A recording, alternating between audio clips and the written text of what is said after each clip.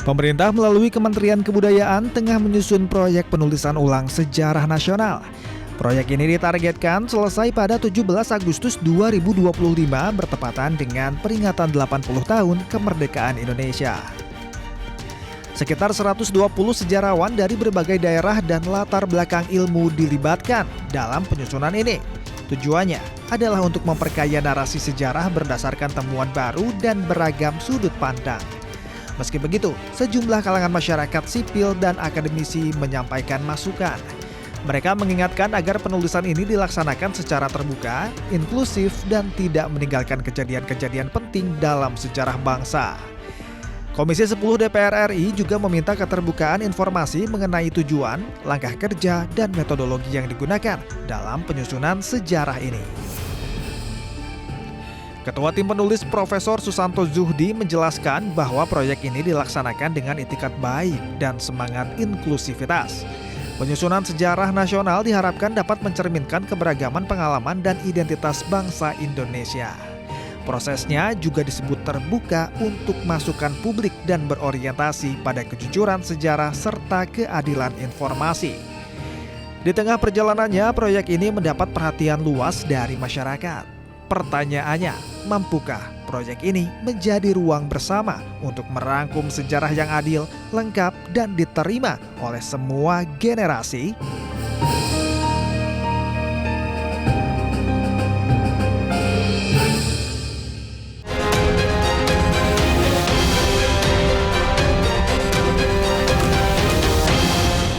Anda masih di One on One bersama saya Camar Haenda dan juga tentunya bersama dengan Menko PMK Pak Pratikno. Pak Pratikno, tadi di segmen sebelumnya saya bertanya mungkin sesuatu yang cukup luar biasa ya Pak ya, mengenai otokritik. Kalau kita melihat kepada program-program pemerintah ataupun juga quick win yang dilakukan oleh pemerintah, program-programnya, kira-kira apa evaluasi yang perlu segera dilakukan?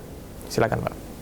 Oke, yang pertama adalah bahwa kita pemerintah itu perlu sekali untuk mendapatkan masukan dari masyarakat. Jadi apakah itu dari beneficiary, apakah itu dari masyarakat yang melakukan pengamatan, dari akademisi, apalagi juga dari teman-teman media ya yang banyak berinteraksi dengan masyarakat sehari-hari. Jadi yang paling utama justru kita ini butuh sekali masukan dari pemerintah. Karena apa yang dicanangkan dalam quick win itu kan semuanya demi justru luar biasa, demi masyarakat banyak, itu dampaknya luar biasa begitu. Jadi kalau dari sisi kami, dari sisi pemerintah, dari sisi kami dari kabinet ya, dari para menteri, yang jelas adalah quick win yang dicanangkan oleh Pak Presiden, program-program luar biasa oleh Pak Presiden, ini membutuhkan kerja keras luar biasa, membutuhkan sinergi luar biasa, dan membutuhkan kolaborasi yang luar biasa serta inovasi. Jadi kita mengharapkan masukan dari masyarakat, ya, dari akademisi, bagaimana kita bisa memperbaiki implementasi desain dari quick win, program-program unggulan dari Bapak Presiden yang semuanya itu menyasar kepada masyarakat bawah supaya naik kelas, tapi di saat yang sama yang sudah di atas itu mampu kompetitif di tingkat global. Oke, baik. Pak Pratikno, tentunya dalam mengambil keputusan, kan ini kita pasti berbasis data ya Pak. Seberapa penting data dalam pengambilan keputusan dalam Kemenko PMK untuk berbasis manusia? Kami itu punya kebijakan sejak awal adalah mengembangkan precision policy dashboard. Jadi bagaimana kita mengembangkan kebijakan lebih presisif. Jadi artinya begini, misalnya masalah stunting, kalau masalah stunting di desa A, ya di desa A itu stuntingnya karena sanitasi, karena asupan gizi, karena pelayanan kesehatan, ya kebijakannya harus masuk ke desa A, intervensinya harus desa A. Itu yang kita sebut dengan intervensi yang lebih presisif. Jadi oleh karena itu kita bukan hanya data driven, tapi bagaimana data itu dikembangkan untuk diolah memanfaatkan teknologi. Sekarang sudah banyak sekali alat bantu namanya AI ya, AI. mengolah data yang berserak. Kemudian kita melakukan konsolidasi data, kemudian diolah sehingga kita bisa melakukan planning, budgeting, intervention secara lebih presisi. Itulah yang dilakukan oleh Kementerian Kemenko PMK, mengkoordinasikan sektor-sektor di dalam Kemenko PMK. Bahkan kita juga berkoordinasi dengan Menko yang lain. Misalnya contohnya dalam penanganan banjir. Banjir Jabodetabek yang lalu kita segera duduk bersama 3 kemenkoan. Di hulu sana ada Menko Pangan, itu terutama sekali kita kehutanan dan kemudian lingkungan, kemudian Menko Infrastruktur, ada tata ruang, ada perumahan, ada pekerjaan umum, begitu. Juga Kemendagri kaitannya dengan Pemda. Jadi ini nggak bisa diselesaikan bahkan dalam internal kemenkoan. Sinerginya juga sinergi lintas kemenkoan. Jadi kami juga berkoordinasi dengan lintas kemenkoan, termasuk dalam hal AI yang punya dampak besar terhadap pembangunan sumber daya manusia, kita juga lintas kemenkoan. Gitu. Artinya kalau kita melihat AI dari sudut pandang yang lain justru mempermudah pekerjaan, waktu lebih efisien. Iya, betul. Bahkan terutama untuk core-nya Kemenko PMK kan koordinasi ya lintas sektor begitu, Pak. Betul, betul sekali. Kalau dalam konteks kami, kita sebutnya AI in Public Policy ya. AI in Public Policy itu sangat-sangat membantu kita untuk membuat perencanaan, mengambil keputusan. Tetapi sekali lagi teknologi itu bukan institusi yang netral. Teknologi itu sangat tergantung kepada misalnya AI itu sangat tergantung pada algoritmanya, sangat tergantung pada asupan datanya gitu. Oleh karena itu walaupun itu sangat membantu, tapi kita sebagai pengguna juga harus kritis gitu. Kritis bisa menggunakan dengan AI agent yang lain, melakukan verifikasi data, itu yang harus dilakukan. Makanya bijak AI ya Pak ya? Makanya harus bijak. Tadi apa tuh Pak namanya Pak tadi Bapak sampaikan? Kita belum final. Belum final ya? Tapi kalau kelakar saya itu supaya singkatannya gampang itu cerdas dan bijak, kalau disingkat CABAI. Oh CABAI, cerdas dan bijak AI ya Pak ya? Gitu. Tapi itu belum belum kita sepakati secara final karena termasuk misalnya keterlibatan kami dalam menjaga SDM di era AI ini, kami juga melibatkan para expert.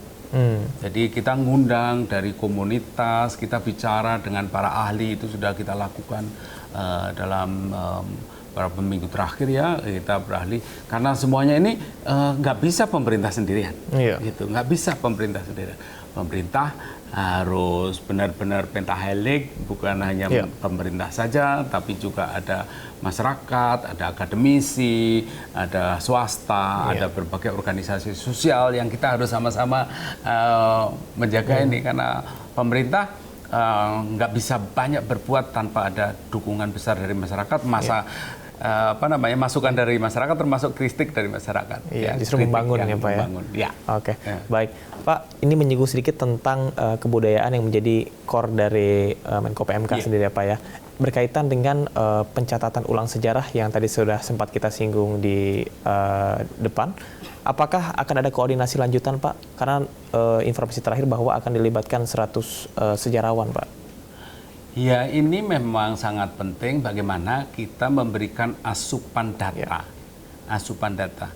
Jadi bagaimana asupan data itu kita berikan, sekali lagi AI, di era AI ini, AI akan memberikan jawaban, memberikan respon, memberikan penjelasan kepada kita tergantung kepada asupan data dan algoritmanya. Gitu. Nah, kalau kita tidak aktif memberikan asupan data kepada AI kita, saya sebutnya AI kita, karena AI kita adalah asupan datanya bisa kita kontrol ya. Jadi kalau misalnya kita, contohnya apa ya? Contohnya misalnya isu isu keagamaan misalnya, misalnya bagaimana sejarah Hindu misalnya. Kalau kita nggak memberikan masukan banyak mengenai sejarah Hindu di Indonesia, nanti sejarah Hindu di negara lain yang akan digunakan oleh AI untuk menjawab pertanyaan kita kan gitu.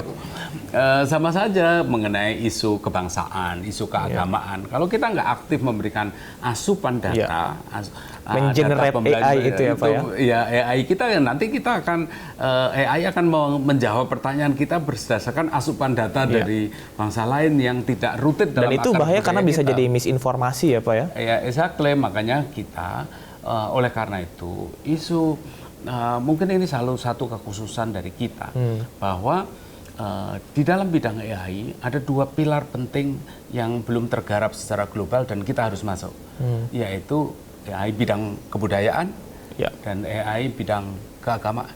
Gitu. Itu justru sesuatu yang sangat kuat dalam di bangsa Indonesia. Kebudayaan dan juga keagamaan. Keagamaan dan dua-duanya Indonesia punya kontribusi penting. Indonesia sangat kaya dengan kebudayaan. Indonesia yang kedua, keagamaan Indonesia itu bisa berbarengan dengan demokrasi, berbarengan dengan pembangunan dan kemajuan. Oke, banyak sekali ya Pak ya aspeknya. Ini saya semakin ngobrol dengan Pak Pratikno semakin mengetahui bahwa tugas Kemenko PMK adalah salah satu kementerian koordinasi yang paling sibuk, yang paling banyak sekali ya koordinasi yang harus dilakukan dengan lintas sektor. Saya ingin ke Pak Pratikno berkaitan dengan gaya komunikasi Anda yang kalau kita bandingkan dengan pejabat lain ini cenderung tenang, tidak sensasional, bahkan Anda disebut sebagai operator senyap nih Pak. Apalagi sudah 2 periode menjadi Mensesnek sebelumnya. Nah, apa sebetulnya tantangan Anda pribadi ketika diberikan amanat menjadi Menko PMK saat ini? Ya, sebetulnya kalau saya pribadi itu, ini adalah, saya bisa dikatakan back home ya.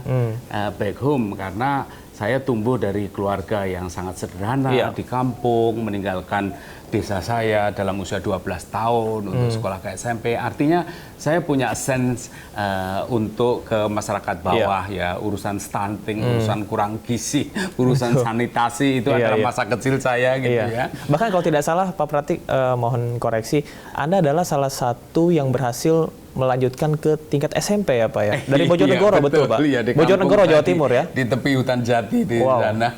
Jadi saya harus meninggalkan desa di usia 12 tahun dan saya harus masak sendiri di usia 12 tahun.